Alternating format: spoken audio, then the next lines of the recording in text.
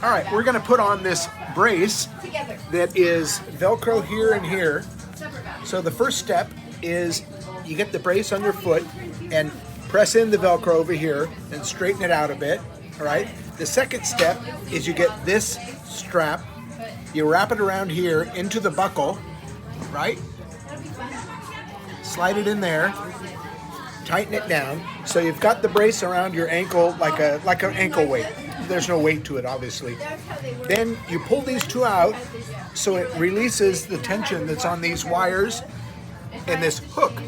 This hook here hooks on the furthest most shoelace, right? You get it under there, press down so that you can tighten the hooks now, right?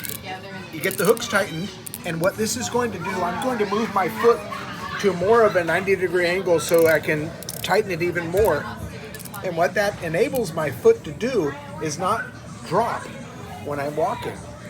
It supports it. You see the tension on these wires? So when I take a foot step forward and do a heel strike, my foot will not drag. And this is for people who have had, for instance, a stroke. And foot drop is a very common ailment in people with strokes.